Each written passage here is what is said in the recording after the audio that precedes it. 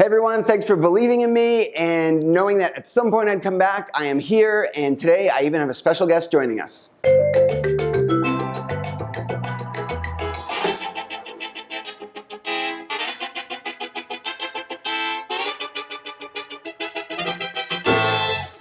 Hey everybody out there in Disorderland, my name is Daryl. Welcome to My Life in Debris, and today this is my first ever collaboration video. I'm joined by Eden V of the YouTube channel with the same name. Hi Eden, how you doing? I'm good. Yourself? Not too bad. This is definitely the earliest I've filmed a video. So you're from the YouTube channel Eden V. Do you want to tell our subscribers a little bit about your channel? Yeah, sure. So, my channel is a little bit of a mixed bag of content. Not really sure whether I want to separate it just yet or not in terms of the videos I make, but essentially I make videos on OCPD. I also make videos on ADHD, adult ADHD specifically. Yeah. I am moving into making videos on dependent personality disorder, and I also like cooking, so I do cooking videos as well. So it's a real mixed bag of things, but you know, it comes together. It's fine. Don't worry about it. Yeah, that's definitely not something I'm going to be adding to my channel anytime soon, unless it's like how to toast. So I found your videos through, I think initially an online support group, but there's a few people out there making content. There's not a lot of people making OCPD content exclusively, and I know you're not doing that either, but you do have quite a bit of content for a channel that's just started up not too long ago.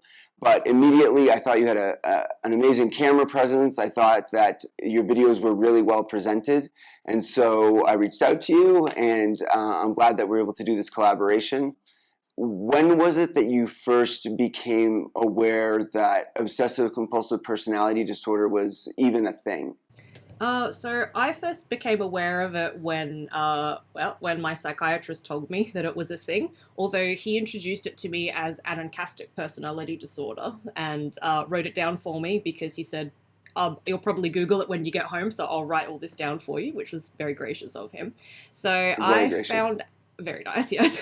So that was around about, I would say, only 6 months ago. So it's been quite a exhausting deep dive into OCPD and learning about the facets of OCPD, the behaviors, the traits, and the things that we display. And it's fascinating, but also very overwhelming at the same time. So I also have a background in psychology. I'm college educated with my 2 degrees. So another reason, that I wanted to talk to you, definitely.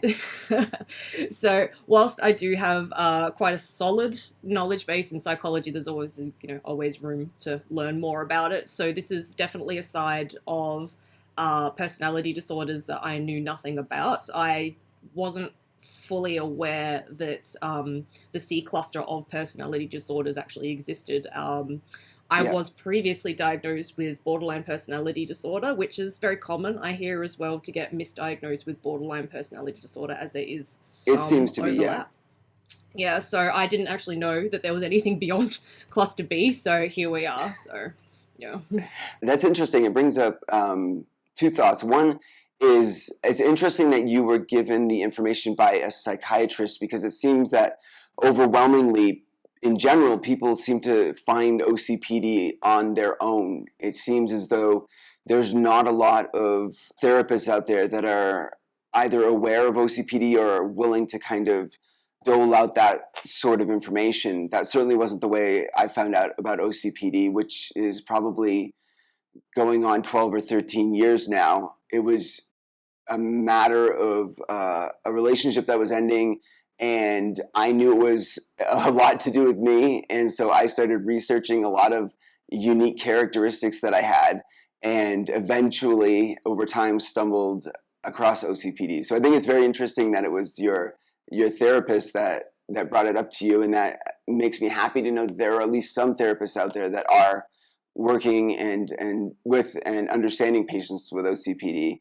But the other question would be, with just having a 6-month sort of diagnosis, what prompted you to kind of almost immediately get onto YouTube and start discussing it? So what I found with the more I researched about OCPD, I found that there was just not enough information out there, and the Very more I true. spoke to people in support groups, the more I found that it's quite a diverse personality disorder. There are a lot of quirky, as I call it, behaviors and Yeah, traits and things that we perform that very we much do. so. And I feel as well that many people in these support groups as well have a very high level of understanding about the disorder, but at the same time, no understanding because there is just no information out there. So my YouTube channel has been around for I think about a year and a half at this point, and I have been very just kind of floating around trying to decide what direction I wanted to go in, and just out of sheer randomness one day I hit up one of my support groups and I said, hey, tell me about like some of those really fun weird behaviors that you guys do that you know is directly related to your OCPD. Yeah. Got a really good response and went, all right, I'm going to catalog all that information and put it in a video. And although I've only been making content about OCPD for I would say 4 months, so not very long now at all. Hmm. That's actually my most popular video. So thanks to the Right. support group for that one.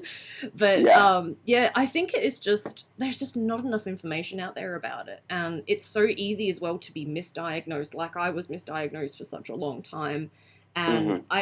I think whilst it's good to go through these journeys, it's good to learn about psychology, abnormal psychology, personality disorders, and all that sort of stuff. I want to make it easier for just people to get to the answer that they need to get to. And the best way to do that is to put the information out there as much as I can. So, Yeah, I think that's a little bit of what was behind my initial idea to start my channel was that if it was so difficult for me to find information that if I, threw some more information onto the pile or, put some more stuff out there, maybe that would make it easier. Maybe people that had similar thought patterns to me would be able to stumble across my videos. And it did. It worked. I was able to slowly build a following, and I can see you doing the same thing. I told you before we chatted that I'm definitely jealous of your videos and your channel, the production value, and also I just think you come across better on camera. I think you're a better spokesperson for OCPD. But I think the more the merrier. I know there are other people talking about it. It just seems to be hit or miss. It seems to be like add-ons to their channels instead of their primary focus.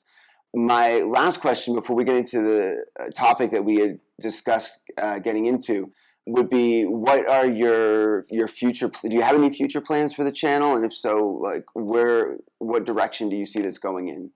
at this stage, I feel like a little bit like a runaway freight train. I don't have a direction as such. I think because YouTube is a little bit more of a hobby than Mm-hmm. a business, I suppose, or a brand at this point in Right. time. So I'm really just trying to make and put as much information as I can out there. But what I would like to do is I would actually like to work on on these videos and really knuckle down on this content, make more videos on OCPD. And also, yeah, dependent personality disorder, which again just has there's even less information out there on that one. Right.